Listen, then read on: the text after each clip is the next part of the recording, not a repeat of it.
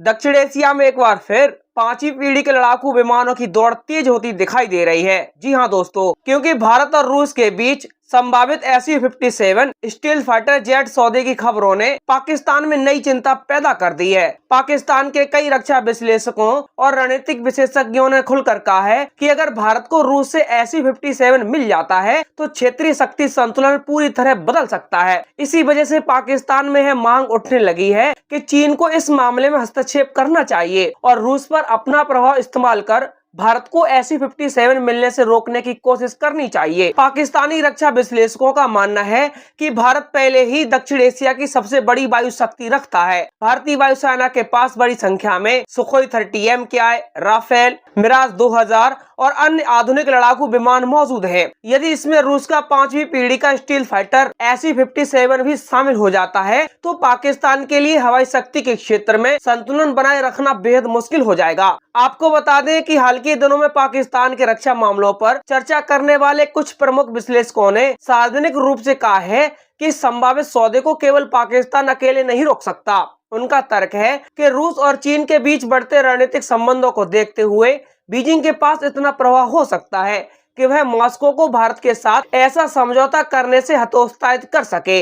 इसी कारण पाकिस्तान में चीन के हस्तक्षेप की मांग उठी है। आपको बता दें कि Su-57 रूस का सबसे उन्नत स्टील लड़ाकू विमान माना जाता है। इसे पांचवी पीढ़ी के लड़ाकू विमानों की श्रेणी में रखा जाता है। इसकी सबसे बड़ी विशेषता है इसकी कम रडार दृश्यता, लंबी दूरी की मारक क्षमता, सुपर क्रूज उड़ान क्षमता और अत्याधुनिक सेंसर प्रणाली। रूस लंबे समय से इस विमान को अंतर्राष्ट्रीय बाजार में बेचने की कोशिश कर रहा है और भारत को इसके प्रमुख संभावित ग्राहकों में गिना जाता रहा है। भारत के सामने भी पांचवी पीढ़ी के लड़ाकू विमान की चुनौती मौजूद है। चीन पहले ही बड़ी संख्या में J-20 स्टील फाइटर जेट तैनात कर चुका है। दूसरी ओर पाकिस्तान भी चीन के साथ मिलकर J-35 जैसे पांचवी पीढ़ी के विमानों को हासिल करने की दिशा में आगे बढ़ रहा है। ऐसी स्थिति में भारतीय वायुसेना के लिए पांचवी पीढ़ी के विमान की आवश्यकता लगातार बढ़ती जा रही है। रूस ने हाल के महीनों में भारत को Su-57 कार्यक्रम में सहयोग देने की इच्छा भी जताई थी। रिपोर्टों के अनुसार रूस की तकनीकी हस्तांतरण और भारत में उत्पादन जैसे विकल्पों पर भी चर्चा करने को तैयार है। यही बात पाकिस्तान की चिंता को और बढ़ा रही है,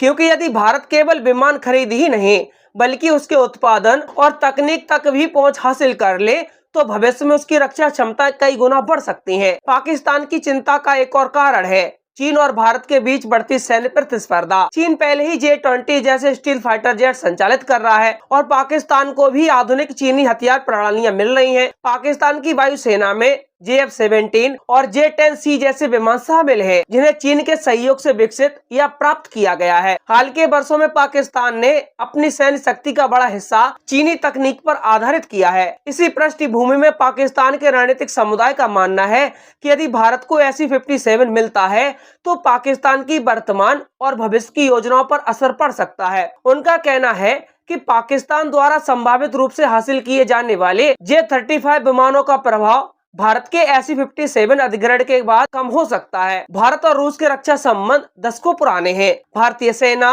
नौसेना और वायुसेना के कई महत्वपूर्ण प्लेटफॉर्म रूसी मूल के हैं, जिनमें सुखोई 30 MKI से लेकर S-400 एयर डिफेंस सिस्टम तक रूस भारत का एक प्रमुख रक्षा साझेदार रहा है। हाल के वर्षों में दोनों देशों ने रक्षा सहयोग को नए स्तर पर ले जाने की कोशिश भी की है। विशेषज्ञों का मानना है कि यदि भारत वास्तव में Su-57 खरीदने का फैसला करता है तो इसका प्रभाव केवल भारत पाकिस्तान की शक्ति संतुलन तक सीमित नहीं रहेगा। इसका असर पूरे एशिया की सामरिक स्थिति पर पड़ेगा। चीन को भी अपनी सैन्य योजनाओं में बदलाव करना पड़ सकता है और पाकिस्तान को अपनी वायुसेना के आधुनिकीकरण की गति और बढ़ानी पड़ सकती है। हालांकि अभी तक भारत और रूस के बीच Su-57 को लेकर कोई अंतिम समझौता घोषित नहीं किया गया है, लेकिन दोनों देशों के बीच इस विषय पर बढ़ती चर्चा और रूस की सार्वजनिक रुचि ने पाकिस्तान में बेचैनी पैदा कर दी है।